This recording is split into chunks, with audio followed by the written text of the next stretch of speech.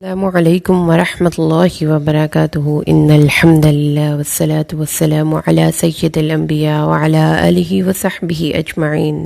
اما بعد فاعوذ باللہ من الشیطان الرجیم بسم اللہ الرحمن الرحیم انشاءاللہ الرحمن آج کے اس لیسن میں سورۃ النساء آیت 5 کا ترجمہ اور معنی کی مختصر سی وضاحت ہم پڑھیں گے اللہ کے حکم سے۔ اعوذ باللہ من الشیطان الرجیم بسم اللہ الرحمن الرحیم ولا اور نہ تو تم دو سفہاء بے وقوفوں کو، بے عقلوں کو، اموالکم اپنے مال، التی وہ جو جعل اللہ کر دیا اللہ نے لکم تمہارے لیے قیاماً گزر بسر کا ذریعہ، ورزقوہم اور ان کو کھلاؤ، فیہا اس میں سے، وکسوہم اور پہناؤ، وقولو اور کہو، لہم ان کے لیے، قولم بات معروفہ معروف خیر خواہی کی بھلی بات کہو۔ اعوذ باللہ من الشیطان الرجیم بسم اللہ الرحمن الرحیم ولا تؤتوا السفهاء اموالکم التی جعل اللہ لکم قیاما وارزقوہم فیہا واکسوہم وقولوا لہم قولا معروفا، اور بے وقوفوں کو، ان کی کم عقلوں کو، ان کے وہ مال ہرگز نہ دو جن کو اللہ نے تمہارے گزر اوقات کا ذریعہ بنایا، اور اس مال میں سے ان کو کھلاؤ اور پہناؤ اور ان سے خیر خواہی کی بات کرو۔ اللہ تبارک و تعالیٰ نے ان آیات سے پہلی آیات میں یہ بتایا تھا کہ یتیموں کا مال ان کے حوالے کر دیا جائے، عورتوں کا مہر ان کے حوالے کر دیا جائے، یتیموں کے مال کو اپنے مال میں ملا کر نہ کھایا جائے، ان کے مال کو، اچھے مال کو اپنے گھٹیا مال سے تبدیل نہ کیا جائے۔ لیکن اب ایک اور سچویشن سوسائٹی میں پیدا ہوتی ہے کہ ایک لوگ تو ہیں جو کہ ذمہ داری لے رہے ہیں، اگرچہ کہ وہ ان کے مال میں تصرف غلط طریقے سے کر رہا ہے، لیکن وہ ذمہ داری تو لے رہے ہیں نا کہ یہ بچہ یتیم ہے، یہ لڑکی یتیم ہے، یہ عورت ہے جس کا خاوند نہیں، تو اس کی ہم ذمہ داری اٹھا لیں۔ اب دوسری طرف کچھ ایسے بھی لوگ ہوتے ہیں جو کسی حوالے سے ایسے شخص کی ذمہ داری اٹھانے کے لیے ہی تیار نہیں، جس کا خاوند دنیا سے چلا گیا، یا وہ ایسا بچہ چھوٹا جس کا باپ نہیں ہے، وہ روئے پیٹے، بلکہ نہ اس کے کاروبار کو دیکھنا ہے، نہ اس کے گھر کو دیکھنا ہے۔ اب وہ عورت اکیلی کھپے، جو مرضی کرے، ہمیں کیا، ہم کوئی فارغ ہیں، ہمارے پاس تو ٹائم نہیں ہے۔ اگر ایک تو دفعہ ایسا ہوتا ہے نا، دیکھیں، جب پریشرائز کرنے کے کسی کو ڈیفرنٹ طریقے ہیں، جب کسی کی کوئی غلط کام کسی نے پکڑ لیا، پتہ چل گیا کہ یہ مال، اور تم وہ منی میٹرز میں کچھ شیڈی افیئرز کر رہے تھے، کچھ دو نمبریاں کر رہے تھے، ایک دفعہ دو دفعہ جب ان کو وارن کیا تو تیسری دفعہ وہ یہ کہہ دیں جی آپ کا گھر ہے، آپ کا کاروبار ہے، ہم تو آپ کے ساتھ بہت اچھے طریقے سے فیئر چل رہے تھے، آپ ہم پہ الزام تراشیاں کریں، یہ پکڑیں اپنی دکان کی چابیاں، یہ پکڑیں اپنے فیکٹری کے کاغذات، آپ جانیں اور آپ کا کام جانیں، ہمیں اس سے کوئی غرض نہیں، آپ اس میں کمائی کرتے ہیں، آپ اس کو پھینک دیتے ہیں، it's none of our business. اس کام کو بھی اللہ نے منع کر دیا، فرمایا کہ جو لوگ اب کمزور رہ گئے ہیں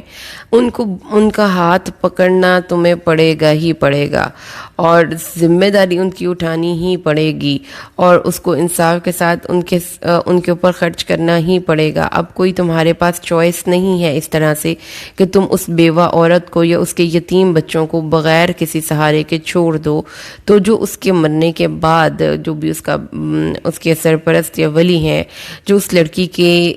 جو اس بیوہ لڑکی کی ذمہ داری یا کفالت اٹھا رہے ہیں، ان کی ذمہ داری ہے اب کہ وہ ان کو تنہا نہیں چھوڑیں گے۔ تو اس آیت میں پھر اللہ تعالیٰ نے یہ بتایا کہ وہ مال جو کہ تمہارے لیے گزر بسر کا ذریعہ ہے، اور جس کے پاس ہے، وہ اللہ تعالیٰ کی طرف سے ایک رحمت ہے، اس کا فضل ہے کہ وہ کسی سے مانگ نہیں رہا، اور وہ کھا رہا ہے اپنے گھر میں بیٹھ کر، اور اس کی ساری ضروریات پوری ہو رہی ہیں۔ اب جب وہ مال تمہارے پاس آ گیا تو اس مال کو بڑھانے کے لیے، اس مال کو اچھے طریقے سے خرچ کرنے کے لیے، اس مال سے اچھا کاروبار کرنے کے لیے تمہیں اپنا ذہن استعمال کرنا چاہیے، نہ کہ تم اس پیسے کو ضائع کر دو۔ ٹھیک ہے، ضائع کرنا یہاں پر کیا ہے؟ ضائع کرنا یہاں پر نااہل بندے کو وہ چیز دے دینا ہے جو اس چیز کو سنبھال کر رکھنے کے اہل نہیں، لہذا جب وہ یہ کام آپ کریں گے تو وہ نااہل بندہ اس چیز کو ضائع کر دے گا، اس کو تو پتہ ہی نہیں ہے نا کہ اس کا کیا الٹیمیٹ بینیفٹ ہے، اس کو یوز کیسے کرتے ہیں۔ تو وہ اس چیز کو خراب کرے گا، وہ اس چیز کو ضائع کر دے گا۔ اللہ نے اس کام سے منع کیا اور فرمایا کہ وہ مال جس سے کہ تم اپنے گزر اوقات کا ذریعہ سمجھتے ہو، بنایا ہے اللہ نے، اس مال کو تم نے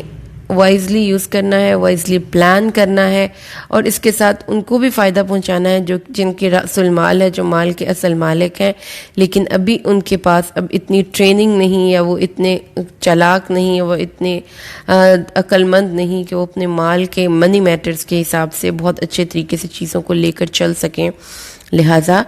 آپ کا یہ فرض بنتا ہے کہ یہ جو اس کے ولی ہیں ان کا فرض ہے کہ اب وہ اس مال میں سے ان کو کھلائیں گے بھی، ان کو پہنائیں گے بھی، لیکن ایٹ دا سیم ٹائم اس کی نگرانی بھی کریں گے۔ تو یہ چیز پھر دوبارہ سے سمجھ لیجئے کہ نابالغ بچوں کو ان کا مال دینے کا منع فرمایا ہے۔ بخاری کی روایت ہے، حضرت نعمان بن بشیر روایت کرتے ہیں کہ میرے والد مجھے رسول صلی اللہ علیہ وسلم کے پاس لے کر گئے اور کہا کہ میں نے اپنے اس بیٹے کو اپنا مال ہبہ کیا ہے۔ رسول صلی اللہ علیہ وسلم نے پوچھا کیا باقیوں کو بھی کیا ہے؟ انہوں نے کہا نہیں، تو فرمایا اس سے رجوع کر لو۔ اس سے کیا پتہ چلتا ہے کہ کم عمر بچوں کو آپ بتا سکتے ہیں، دے سکتے ہیں، جیسے باپ زندہ ہے تو وہ بتا دے کہ میری فلاں جگہ میرے مرنے کے بعد میرے فلاں بیٹے کو جائے گی، چھوٹا ہے ابھی وہ۔ تو یہ ہبہ کرنا، یہ گفٹ کرنا ناجائز نہیں ہے، لیکن جب باپ مر جائے اور اس کے بعد وہ دکان چھوٹے بچے کے 10 سال کا بچہ، 8 سال کا بچہ سکو کہ یہ دکان اب تم نے چلانی ہے، اب یہ کارخانہ تم نے چلانا ہے، یا اپنی بیوہ بھابھی کو جا کر چابیاں دے دو، جی آپ لوگوں کو تو ہم پہ ٹرسٹ نہیں ہے، یہ اپنے کاروبار کی چابیاں پکڑے، آپ جانے اور آپ کا کام جانے۔ تو اللہ نے اس سے منع کیا ہے، اور وہ حجر یعنی روک دینا ہے، لغوی معنی ہے روک دینا۔ تو جو علماء کرام ہیں وہ یہ کہتے ہیں کہ کسی کو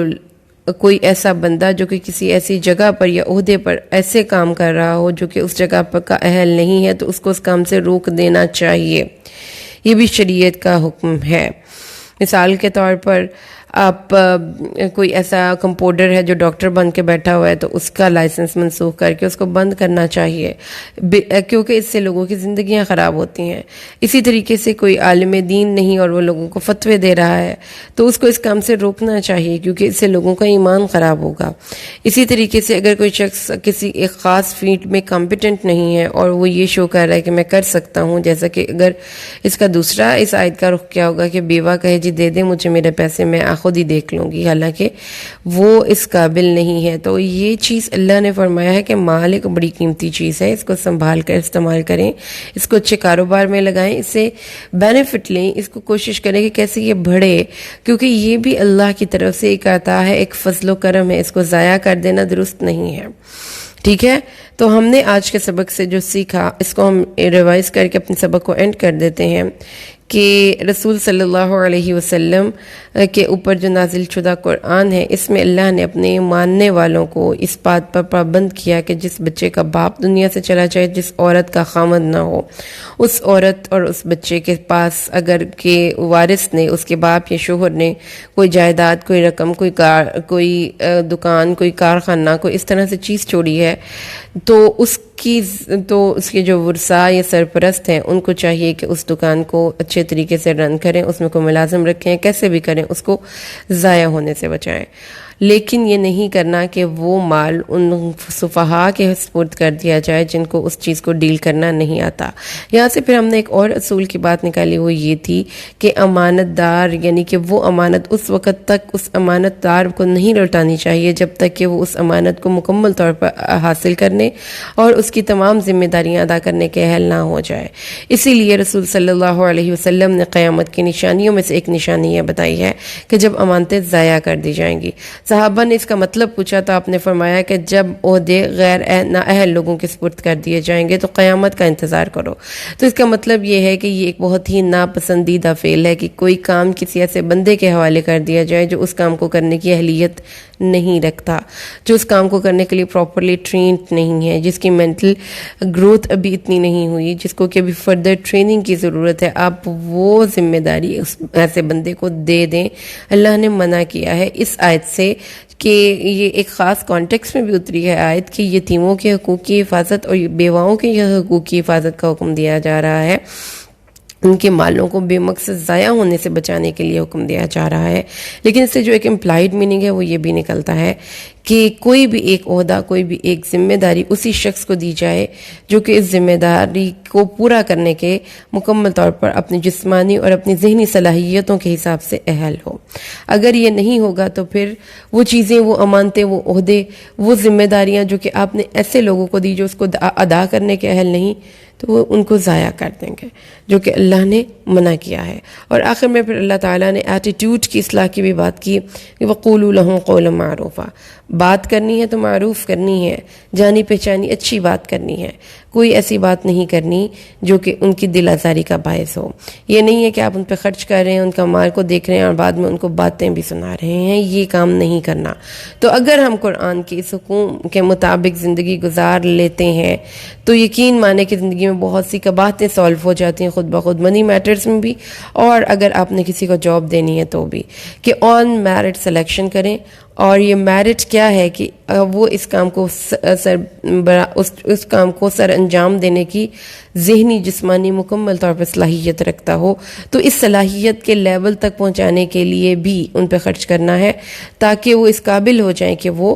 اپنا مال اٹھا سکیں. کیونکہ اکثر کیسز میں یہ بھی دیکھا گیا ہے کہ پھر اگر انہوں نے ان کا کاروبار سنبھال لیا تو اب اس کے بچوں کو جو کہ اصل ورثہ ہیں آگے ہی نہیں آنے دیتے،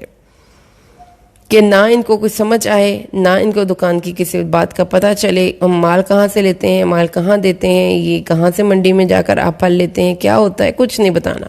بس آپ کو ہم پیسے دے رہے ہیں، آپ کھاتے جائیں. تو اس کا مطلب یہ بھی ہے کہ وہ اس کو گرو نہیں کرنے دے رہا. تو یہ ساری باتیں اس آیت کے مفہوم سے ہمیں سمجھ میں آتی ہیں کہ ایڈیشنل رسپانسبلٹی مل گئی ان لوگوں کی کو مل گئی جو